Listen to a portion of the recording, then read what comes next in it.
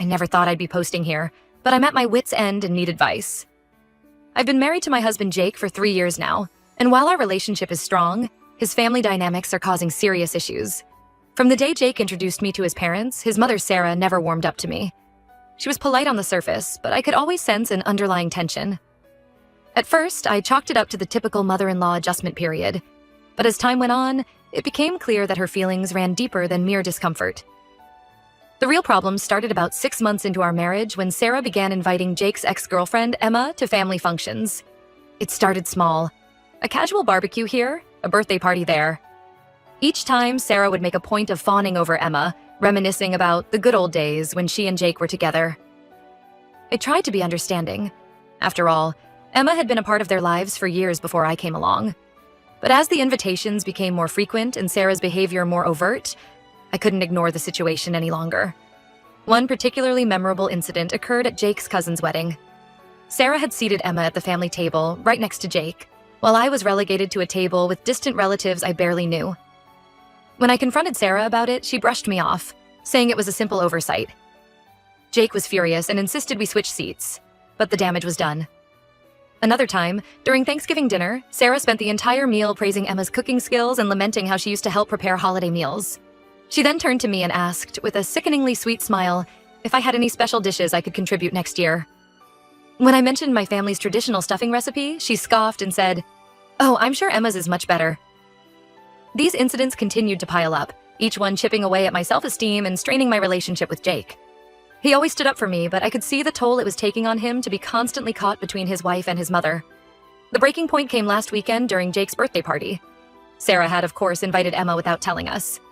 As soon as she arrived, Sarah rushed to greet her, loudly exclaiming how wonderful it was to see her and how much they'd all missed her. Throughout the evening, Sarah made pointed comparisons between Emma and me. She praised Emma's career achievements, her volunteer work, even her choice of outfit. Each compliment was followed by a thinly veiled criticism of me. I tried to keep my composure, focusing on celebrating Jake and making sure our other guests were comfortable. But then came the cake. As we gathered around to sing happy birthday, Sarah insisted that Emma stand next to Jake. When it was time to cut the cake, Sarah handed the knife to Emma, saying, "You always did this so beautifully, dear. Why don't you do the honors?" I'd had enough. I stepped forward and firmly said that as Jake's wife, I would be cutting the cake with him. Sarah's face turned red with anger and she exploded. "You'll never be half the woman Emma is," she shouted. "Jake made the biggest mistake of his life choosing you over her. Emma is smarter, prettier, and a much better match for this family. You're nothing but an interloper who tricked my son." The room fell silent. I stood there, shocked and humiliated as tears welled up in my eyes. Jake, who had been uncharacteristically quiet throughout the party, suddenly sprang into action. He turned to Emma, his voice cold and controlled. "I think it's time for you to leave," he said, "and don't ever come back. You're not welcome in our home or our lives anymore." Emma, looking mortified, quickly gathered her things and left. But Jake wasn't done. He rounded on his mother, his anger palpable. "How dare you speak to my wife that way?" he growled. "You've been undermining our relationship from day one, and I've had enough. We're leaving and don't expect to hear from us for a long time." As we turned to go, Jake's father, who had been silent throughout this entire ordeal, finally spoke up. "If that's how you feel," he said, his voice tight with disappointment, "then perhaps it's best if you two find your own place to live. You have 2 days to pack your things and leave." And just like that, we found ourselves effectively homeless. We're currently staying with a friend while we figure out our next steps. I'm hurt, angry, and confused. Jake is supportive, but I can see how much this is tearing him apart. I don't know what to do. Part of me wants to try and reconcile for Jake's sake, but another part feels like this might be the final straw. How do I navigate this mess? Any advice would be appreciated. Update 1.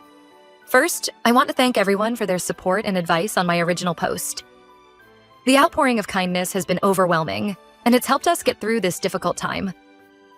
A lot has happened since my last post, and I'm still trying to process it all. The day before we were set to move out of Jake's parents' house, everything came to a head in a way none of us could have anticipated. We were in the middle of packing when Jake suddenly announced that he needed to speak to everyone. His parents, Emma, who had been called over by Sarah, presumably to help with the move, and me. He said he had something important to share, something he'd kept secret for years. Jake began by addressing his mother directly.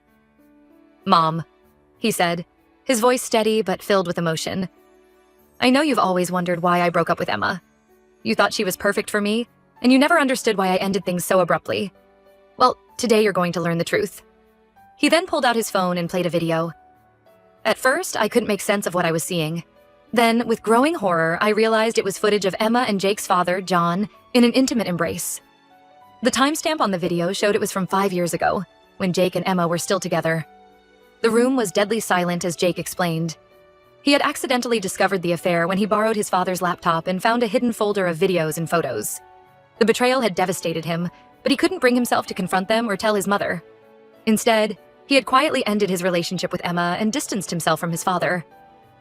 "I've kept this secret for years," Jake said, his voice breaking. "I didn't want to hurt you, Mom, but I can't stand by and watch you mistreat my wife any longer. Emma isn't the perfect angel you think she is, and Dad isn't the devoted husband you believe him to be." The reaction was immediate and intense. Sarah turned to Emma, her face a mask of disbelief and rage. "Is this true?" she demanded. Emma, pale and shaking, couldn't meet her eyes. She stammered out an apology, trying to explain, but Sarah cut her off. "Get out," Sarah hissed. "Get out of my house and never come back." As Emma fled, Sarah rounded on John. The look of betrayal on her face was heartbreaking. "How could you?" she whispered.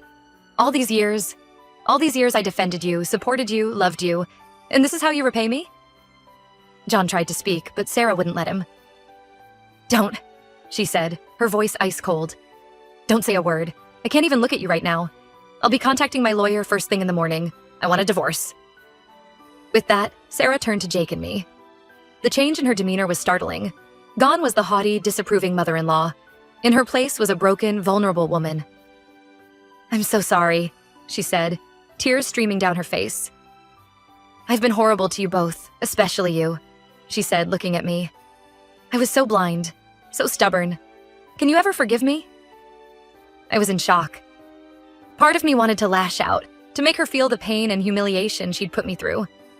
But seeing her so devastated, I couldn't find it in my heart to be cruel. "It will take time," I said honestly, "but I'm willing to try if you are." Jake put his arm around his mother, and for the first time in years, she leaned into his embrace. "I'm sorry I kept this from you, Mom," he said softly. "I thought I was protecting you, but I see now that I should have been honest from the start." We spent the rest of the day with Sarah, comforting her and helping her process this massive betrayal. John left the house, unable to face the consequences of his actions. As for Emma, we haven't heard from her since she ran out, and I doubt we will anytime soon. Jake and I are still trying to wrap our heads around everything that's happened. We've decided to stay with Sarah for now, to help her through this difficult time. It's strange, just days ago, I couldn't wait to get away from this house. Now, I find myself wanting to support the woman who made my life miserable for so long. I know we have a long road ahead of us. Trust needs to be rebuilt, and there are years of hurt to work through. But for the first time since I married Jake, I feel like there might be hope for a real relationship with my mother-in-law. Thank you all again for your support. I'll update again when I can. Update 2.